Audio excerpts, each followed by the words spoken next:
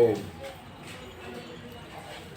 ओम भूर्भुवः स्वः तत्सवितुर्वरेण्यं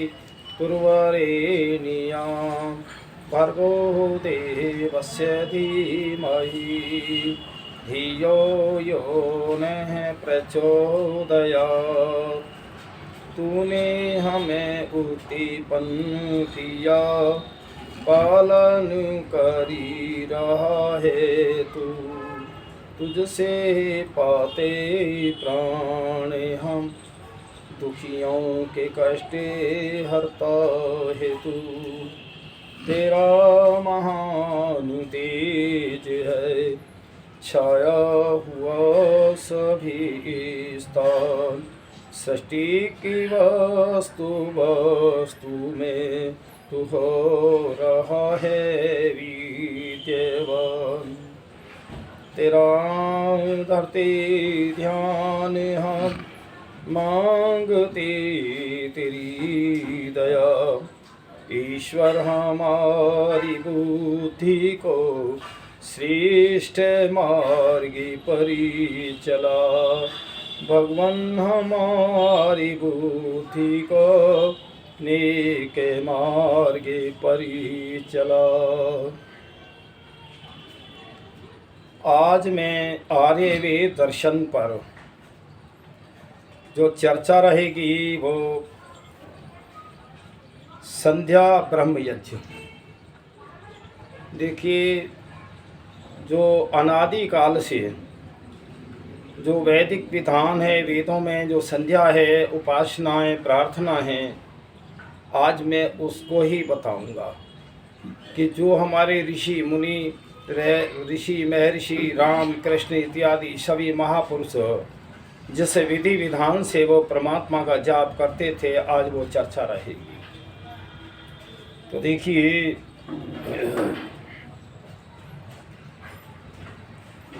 ये मंत्र है ओम शन्नो देवी रभिष्टये आपो भवन्तु पीतये संयोरभि सर्वत्तु।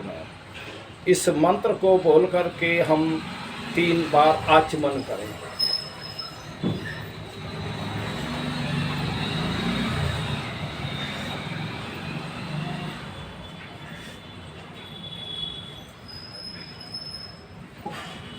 अब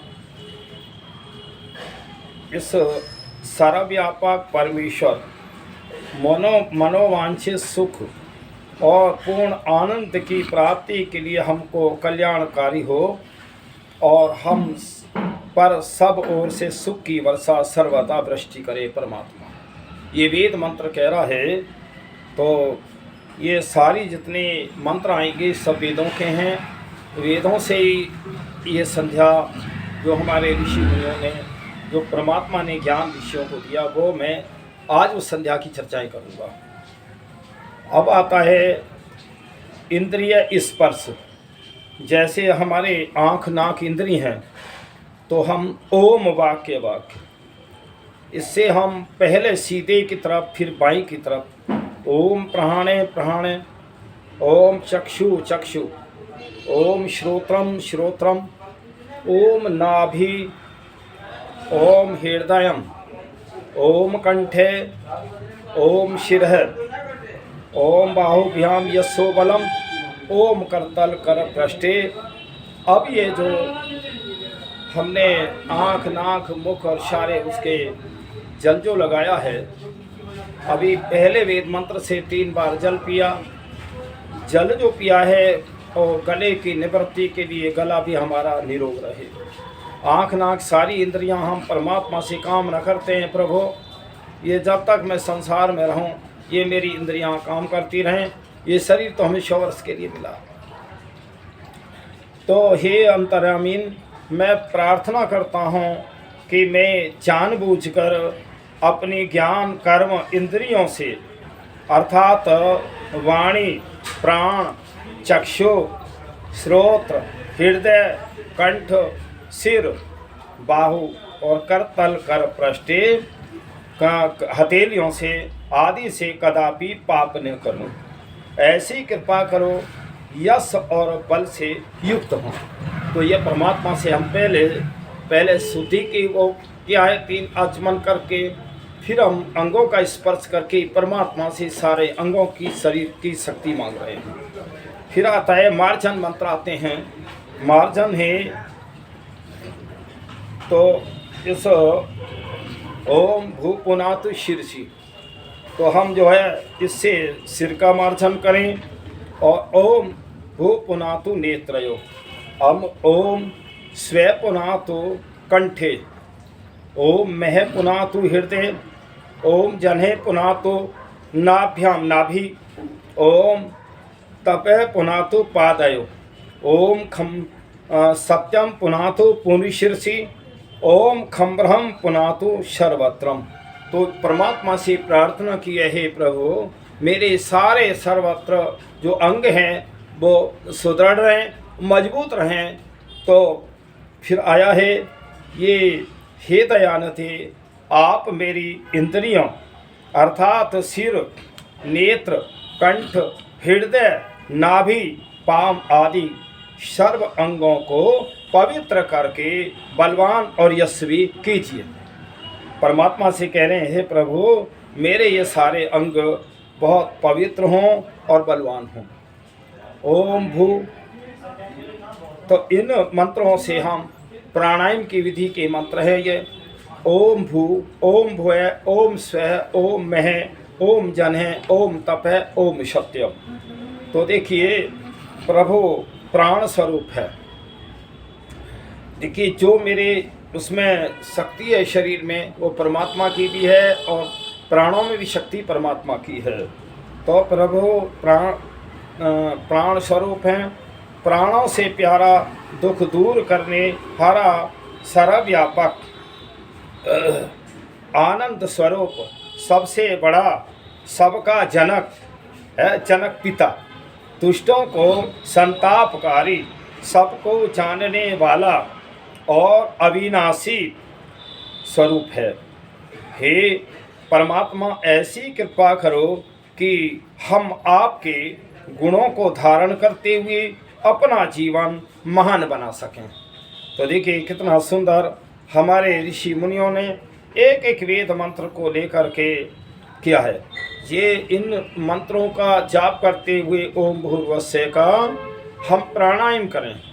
प्राणायाम क्या है, जैसे ये मेरा अब सांस है तो जो सामान्य गति से चल रहा है, मैं ये सांस को नीचे छोड़ दूं तो जो हृदय की गंदगी है, फेफड़ों की गंदगी है, मनों की गंदगी है, विचारों की है, वो जब मैं नीचे सांस को छोड़ूं तो नीचे रोकूं, रोक करके जब सांस की आवश्यकता हो फिर ऊपर कुछ सांस ले करके फिर नीचे छोड़ूं। इस क्रिया को मैं 3 बार करूं। फिर जो है फिर आता है कि जब भी सांस लेना हो तो ऊपर ही रोकें और फिर सांस छोड़ते हुए फिर ऊपर रोकें, फिर तीसरी बार रोकें।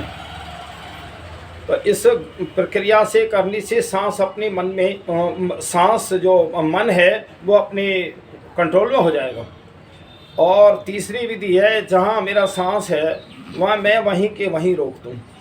इस प्रकार जब हम शक्ति से सांस को रोकते हैं, प्राणों को रोकते हैं, तो प्राण अपने वश में हो जाता है। फिर जहाँ तुम लगाना चाहो ध्यान आपका लग जाएगा। तो इस प्रकार ये हम 3-3 प्राणायाम तो हम अवश्य करें। महर्षि देवदयाल संध्या विषय में लिखते हैं कि हमें 3-3 प्राणायाम तो ये करने चाहिए, जो अधिक करे वो और अच्छा है। तो देखिए जैसे प्राणायाम से क्या लाभ है, जैसे हम सोने को अग्नि में तपाने से सोने के मल नष्ट हो जाते हैं, इसी प्रकार मन में जो विचार विकार हैं, जो मलिनता है, वो प्राणायाम करने से दूर हो जाती है। फिर मन को जहाँ टिकाओगे वहाँ लग जाएगा। तो अगला मंत्र, ये सारे मंत्र वेदों के ओम ऋतंच सतंचाभिधात पशु अध्य जायते ततो रात्रि जायते ततः समुद्रो अर्णवय। तो परमेश्वर के अनंत सामर्थ्य से वेद विद्या और कार्य रूप प्रकृति उत्पन्न हुई है, उसी के सामर्थ्य से प्रलय और उसी के सामर्थ्य से समुद्र उत्पन्न हुआ है। अब एक बात है, कई लोग क्यों हम परमात्मा की प्रार्थना उपासना क्यों करें जब हमें अपने कर्म का ही फल मिलता है। और एक बात सुनो, ये सारा संसार परमात्मा ने रचाया, इतना सुंदर मानव शरीर दिया है, तो अगर हम उसका जाप ना करें, उसका ध्यान ना करें, उसको याद ना करें, तो हम कृतघ्नी नहीं हैं। तो इसलिए जिस परमात्मा ने इतनी सुंदर सृष्टि बनाई है, ओम समुद्रा तरणवादधि समसरो अजायत अहो रात्राणि विदधति विश्वसे मिशतो वसी। फिर जगत को वश में रखने वाले परमेश्वर ने अपने सहज स्वभाव से जल कोश के पीछे काल के विभाग वर्ष दिन और रात्रि रचे। परमात्मा ने सबसे पहले जल की रचना की है और उसके बाद जो विभाग बनाए, वर्ष बनाए, दिन और रात्रि इत्यादि जो बाद में सृष्टि का प्रारंभ हुआ है। फिर ओम सूर्य चंद्रमसौ धाता यथा पूर्वं कल्प्यत दिवंच पृथ्वींचांतरिक्ष मथौ से। विधाता ने सूर्य, चंद्र, देवलोक, पृथ्वीलोक, अंतरिक्ष और उसमें विचरने वाले सब लोक लोकांतर यथा पूर्वक बनाए हैं। तो ये वेद मंत्र कह रहा है परमात्मा ने जो पहले सृष्टि थी उसी प्रकार फिर रचना की है। तो हमें ऐसे परम पिता को अवश्य ही उसका ध्यान चिंतन करना चाहिए। और फिर इसमें आया है आचमन मंत्र है, तो ओम शंभो देवी रविष्टय आपो भवन्तु पीतये संयोरभि शर्वन्तु न। तो ये भी मनसा परिक्रमा मंत्र है। आगे ओम प्राची दिग्निरधिपति रसितो रक्षितादित्या ईशवे तेभ्यो नमो अधिपतिभ्यो नमो रक्षत्रभ्यो नमे ईशुभ्यो नमे एभ्यो अस्तु यो अस्मान द्वेष्टि यम वयम दिश्मस्ताम वजम वेदधमे। तो हे सर्वज्ञ परमेश्वर, आप हमारे सम्मुख वर्तमान हैं। सम्मुख का मतलब सामने, सामने का मतलब है परम पिता परमात्मा जब संसार के कण कण में व्यापक है।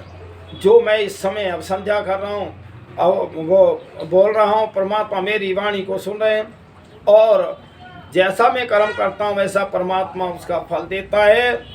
तो वो परम पिता परमात्मा मेरे सम्मुख है। जब उपासक संध्या के लिए बैठे, संध्या कहते हैं संधि को, संधि कहते हैं मेल को, तो हम इस समय जो बैठे हैं परम पिता परमात्मा से मेल के लिए बैठे हैं, उसी से की संधि कर रहे हैं, उसी से संध्या कर रहे हैं। तो पहली तो हम उस परम पिता परमात्मा के गुणों को जानें, और उनके परमात्मा के गुणों को जान करके और उसके अच्छे सारे अच्छे परमात्मा के दुख है गुण, उन गुणों को अपने जीवन में धारण करें, आपका कल्याण हो जाएगा। इसी का नाम संध्या है। संध्या कहते हैं संधि को। और इस समय जो भी जिस रूप में करते हैं लोग, वो उनका तरीका तो यही होना चाहिए। देखिए इसी तरीके से श्री राम भी संध्या करते थे, श्री कृष्ण भी संध्या करते थे। जब जिस समय महाभारत काल का युद्ध ना हो, श्री कृष्ण जी जब द्वारिका से चले तो रास्ते में कहीं बहुत अच्छा तालाब सुंदर वो था, सूर्य अस्त होने को था। तो वहाँ श्री कृष्ण जी सारथी से कहते, सारथी रथ यहीं रोक दे, अब हम संध्या करके चलेंगे। तो हमारे जो पूर्वज भी जो संध्या की विधि थी ऋषि मुनियों की, वही मैं उसी परंपरा को बता रहा हूँ। और देखिए श्री राम भी एक बार वन में, सीता जी थी और राम और लक्ष्मण जब भ्रमण करे, शाम को जब सूर्य अस्त होने का हो, तालाब का किनारा था, बहुत अच्छा सुंदर सरोवर था। तो कहने लगे यहाँ संध्या बैठ के करेंगे। जंगल का तो बहुत अच्छा वन का रमणीक स्थान था। और देखिए संध्या से पहले हम पहले अच्छा आसन लगाएं, आरामदायक आसन हो, और जहाँ कोई शोर शराबा न हो, शांति हो, ऐसे स्थान में बैठें।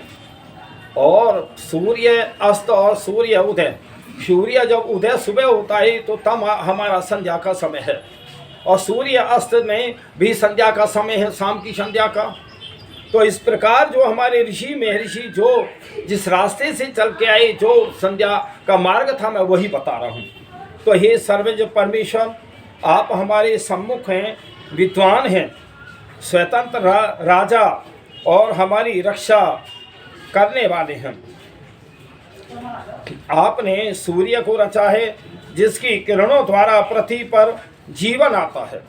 आपके आधिपत्य रक्षा और जीवन प्रदान के लिए हे प्रभु आपको बारंबार नमस्कार है। जो अज्ञानवश हमसे द्वेष करते हैं अथवा जिससे हम द्वेष करते हैं उसे हम आपके न्याय रूपी सामर्थ्य पर छोड़ते हैं। तो देखिए कई बार तो हम भी द्वेष होते हैं, क्यों? ये संसार का कुछ ऐसा है कि इसमें मोह ममता बहुत है, कुछ हमसे भी करते हैं। तो इस सबका न्यायकर्ता परमात्मा है। ओम दक्षिणा दिगिंद्रोधिपति स्थिर शिचराजी रक्षिता पितर ईशव तेभ्यो नमो अधिपतिभ्यो नमो रक्षत्रभ्यो नमे ईशुभ्यो नमे एभ्यो अस्तु योऽस्मान् द्वेष्टियं वयं दिश्मस्तां वजं वेद। इस वेद मंत्र का अर्थ है, हे परमेश्वर आप हमारे दक्षिण और में व्यापक हैं, आप हमारे राज अधिराज हैं, राजा हैं, और कीट पतंग वृश्चिक जो जहरीले जानवर होते हैं, बिच्छू इत्यादि सर्प आदि जंतुओं से हमारी रक्षा करते हैं और ज्ञानियों के द्वारा हमें ज्ञान प्रदान करते हैं। तो आपके आधिपत्य मतलब हम प्रभु आपको बारंबार नमस्कार करते हैं।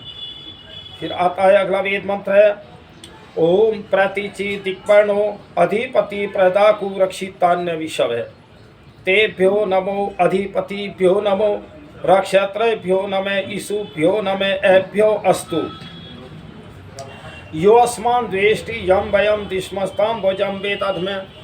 तो हे सौंदर्य के भंडारी आप हमारे पश्चिम की ओर हैं, हमारे महाराज हैं, बड़े बड़े हड्डी वाले और विषधर जंतुओं से हमारी रक्षा करते हैं।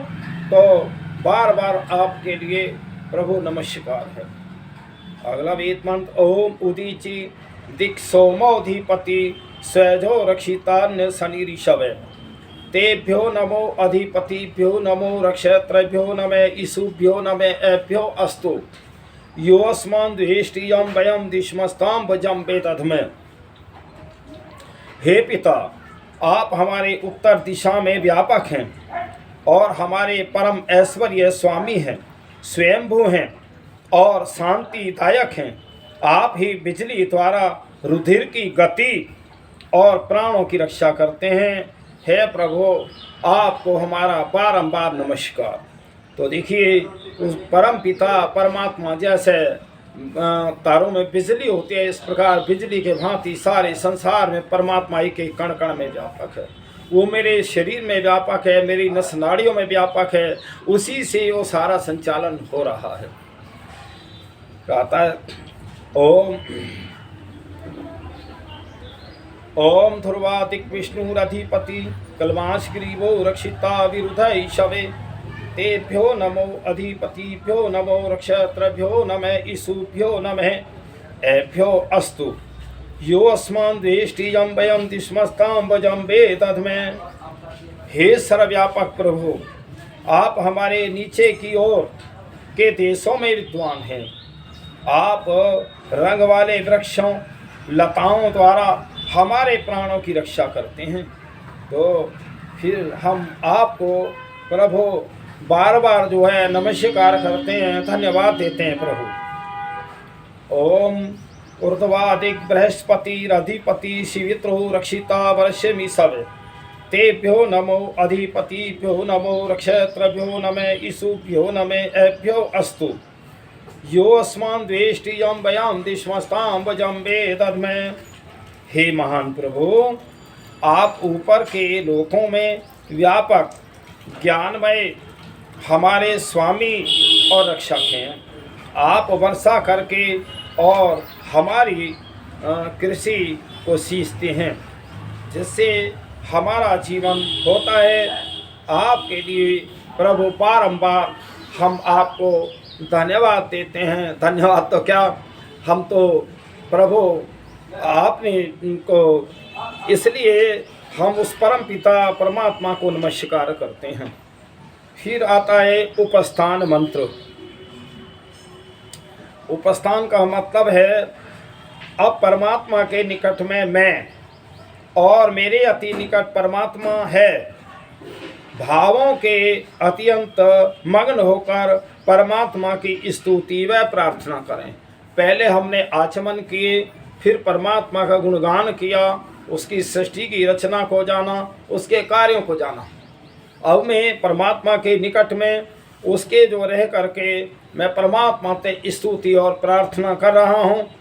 तो फिर ये उपस्थान मंत्र है, ओम उदयम उद्भयम तम सस्परि स्व पश्यंत उत्तरम देवम देवत्रा सूर्य मग्नम ज्योतिरुत्तमम। हे प्रभु, आप अज्ञान अंधकार के परे हैं, सुख स्वरूप प्रलय के पश्चात रहने वाले दिव्य गुणों के साथ सर्वत्र विद्वान देव और हमको जन्म देने वाले हैं। हम आपके उत्तम ज्योति स्वरूप को प्राप्त हों। देखिए, परमपिता परमात्मा जब ये सृष्टि नहीं रहेगी तो परमात्मा तब भी रहता है। सृष्टि के मूल तत्व तो रहते हैं और जो ये आत्माएं, सब आत्माएं भी रहती हैं, लेकिन शरीर नहीं रहते। तो प्रलय हो जाती है सारी सृष्टि की भी, मनुष्यों की, सब उनकी, प्राणियों की। तो उसमें परमात्मा का तो कार्य फिर चलता ही रहता है। अब इस विश्व से भी बाहर जाएं तो परमात्मा की सृष्टि तो आज भी निरंतर चल रही है। कहीं प्रलय हो जाती है, कहीं सृष्टि का निर्माण होता है, क्योंकि वो है ही अनंत और उसके कार्य भी अनंत हैं। तो इसलिए परमात्मा का कार्य तो प्रलय में भी चलता रहता है।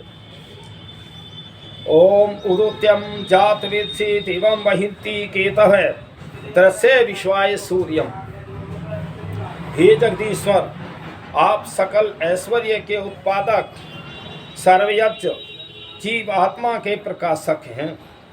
प्रकाशक का मतलब जो हमें ज्ञान मिलता है वो परमात्मा से मिलता है। और एक बात सुनो, परमात्मा तो हर समय हमें ज्ञान देते रहते हैं।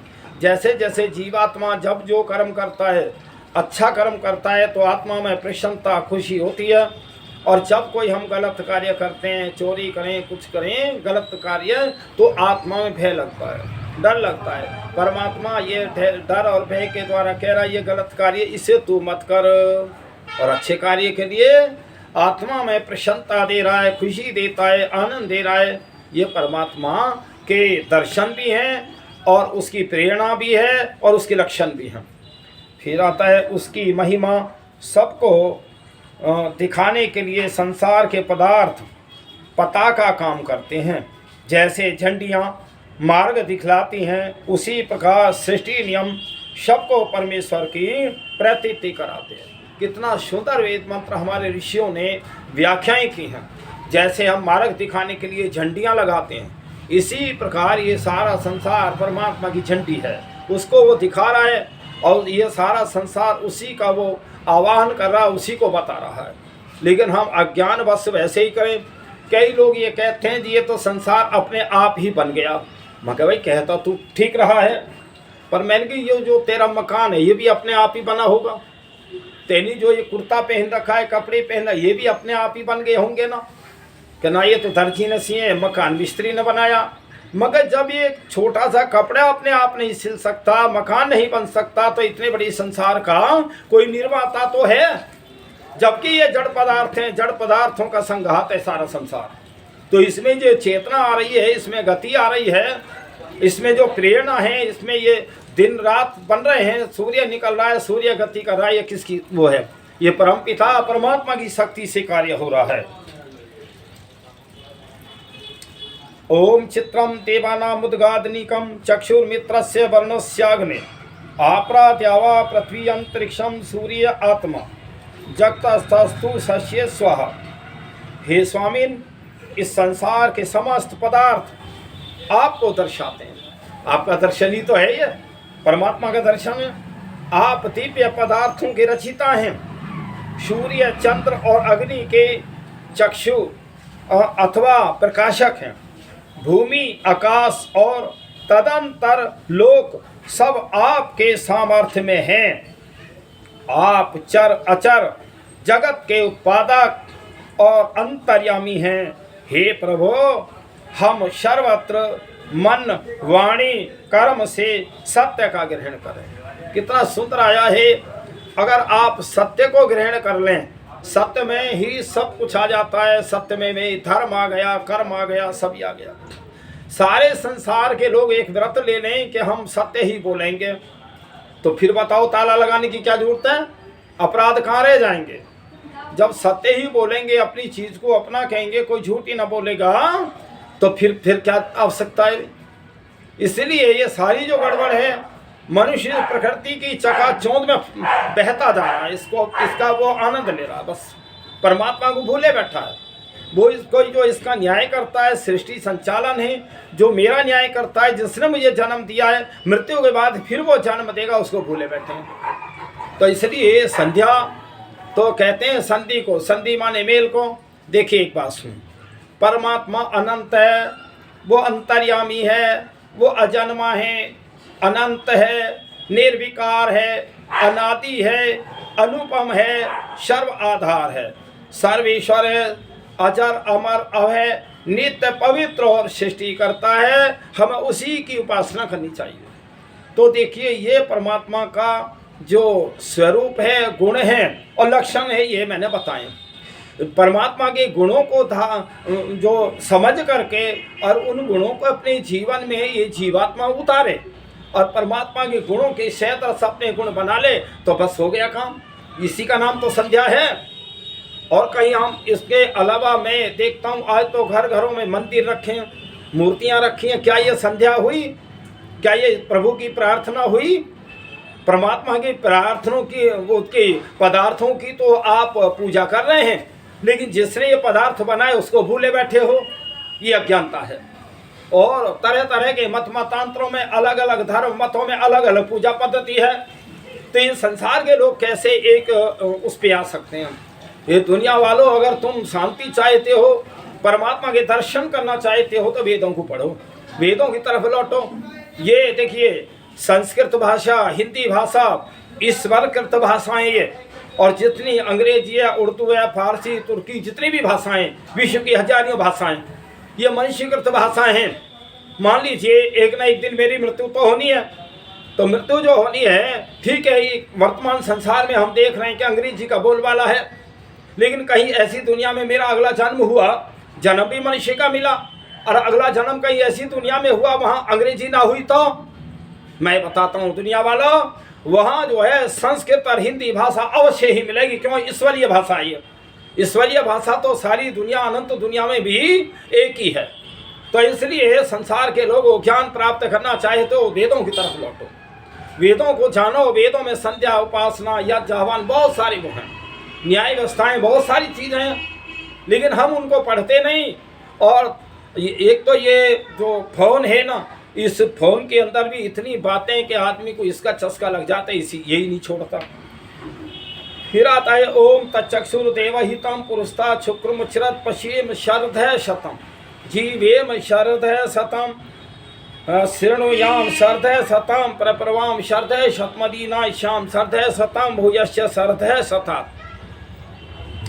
हे सबके मार्गदर्शक, आप अनादिकाल से विद्वानों और संसार के हितार्थ शुद्ध वर्तमान हैं, तो उन्हें परमात्मा में कोई किसी का पक्षपात नहीं है। प्रभु, उस ब्रह्म को हम 100 वर्ष तक देखें, कम से कम 100 वर्ष तक उस ब्रह्म को देखते रहें, जानते रहें, उसकी उपासना प्रार्थना करते रहें, और हम आपका ज्ञान 100 वर्ष सुने, आपके नाम का 100 वर्ष व्याख्यान करें, 100 वर्ष की आयु भर पराधीन हो, और यदि योगाभ्यास से 100 वर्ष से भी अधिक आयु हो तो इसी प्रकार विचलें। तो देखिए ये वेद मंत्र कम से कम 100 वर्ष की आयु, 400 वर्ष तक की आयु का जो है वो है इसमें। तो देखिए, और 250 वर्ष के भीष्म पितामह थे। तो इसलिए आयु तो बहुत है, लेकिन हमारी खान पान से, विचारों से, नियम संयम के ना रहने से आयु हमारी घट रही है।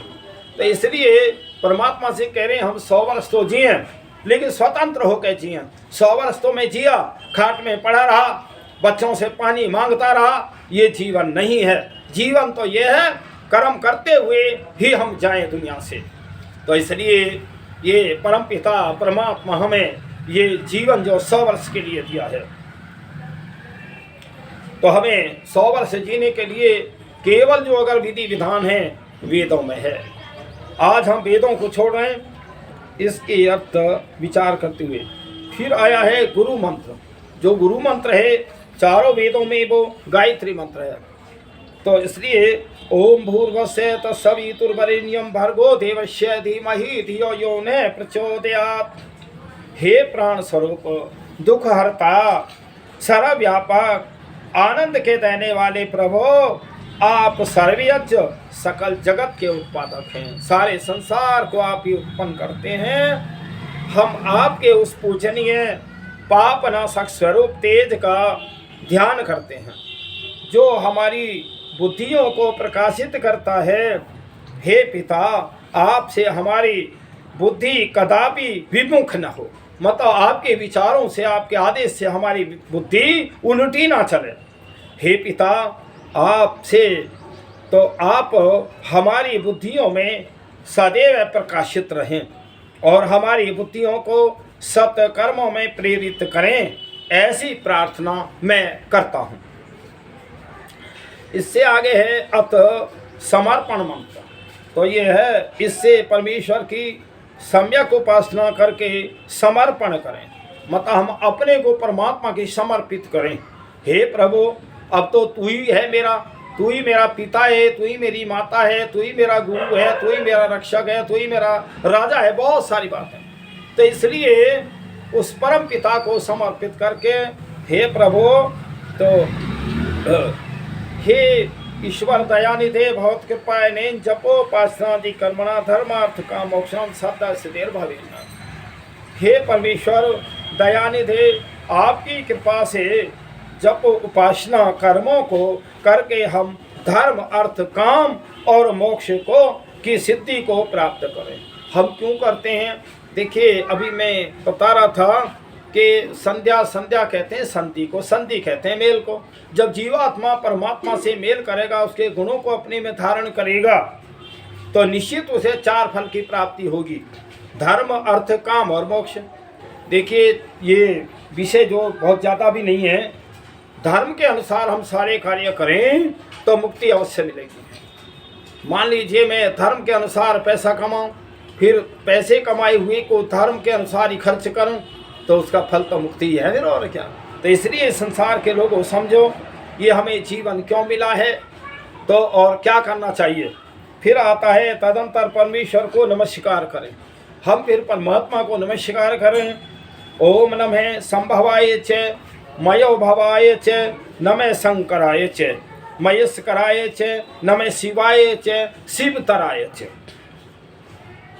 जो सुख स्वरूप संसार के उत्तम सुखों का देने वाला और कल्याणकारी मोक्ष स्वरूप धर्मयुक्त कर्मों का ही करने वाला और अपने भक्तों को सुख का देने वाला और धर्म कार्यों से युक्त करने वाला अत्यंत मंगल स्वरूप एवं धार्मिक मनुष्यों को मोक्ष सुख देने हारा है, उसको हमारा बारंबार नमस्कार प्रभु को, कि जो हमें सारी सुख सुविधाएं दी हैं, उसने हमें बुद्धि दी है, ज्ञान दिया है, मानव शरीर दिया है। तो देखिए, संसार के लोगों जो दोनों समय उस परम पिता परमात्मा की संध्या उपासना करनी चाहिए।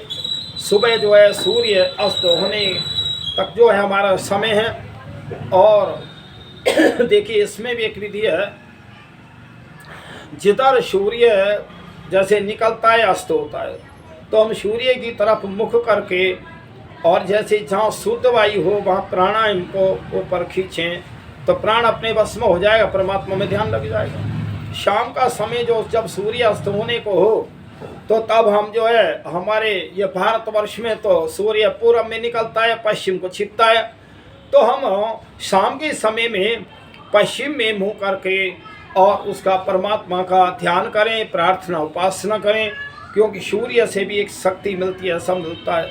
तो हमें परमात्मा तो हर समय मेरे अंदर है, व्यापक है, मेरी बातों को समझ रहा है, सब जान रहा है, मेरा न्याय करता, पालन करता है। देखिए, सारे संसार के पदार्थ तो छूट सकते हैं और लेकिन परमात्मा नहीं छूटेगा।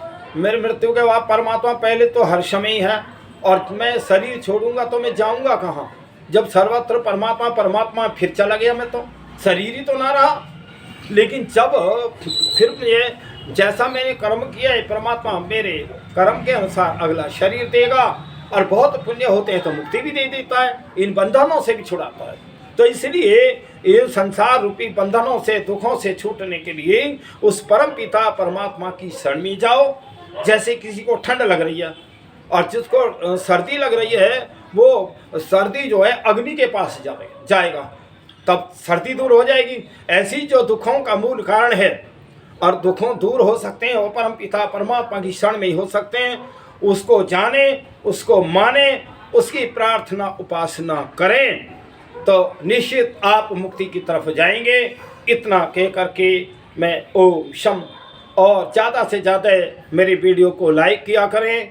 और देखिए, मैं अपनी वीडियो में कोई प्रश्न भी करे तो मैं बहुत बोल जाता हूँ, अपनी वीडियो को बनाता हूँ तो उसमें आपको बहुत सारी ज्ञान दे देता हूँ कि जिससे आप समझ सकें, तो उसमें प्रश्न करने की तो आवश्यकता नहीं रहती। दूसरा, बहुत ज़्यादा से ज़्यादा आप इसको लाइक करेंगे, शेयर करेंगे, और आप जितना आप समझ लेते हैं उतना दूसरों को ज्ञान देंगे। आप भी पुण्य के भागी हैं, आप भी बहुत महान पुरुष हैं, आप भी मुक्ति का कार्य कर रहे हैं। तो ये सारा जितना धर्म प्रचार सब बढ़ेंगे। देखो एक बात सुनो, मैं ही कौन सा गुरु थोड़ी हूँ, मैंने गुरुओं से सीखा, गुरुओं ने गुरुओं से सीखा। गुरुओं का गुरु परम पिता परमात्मा, ये सारी वाणी परम पिता परमात्मा की है। हमें उसका ध्यान चिंतन अवश्य करना चाहिए। इसके बाद ओम द्यौ शांतिरंतरिक्षे शांति पृथ्वी शांतिराप शांतिरोषधे शांति वनस्पते शांतिर्विश्वे देवा शांति ब्रह्म शांति सर्वे शांति शांतिरेव शांति सामा शांतिरेधे।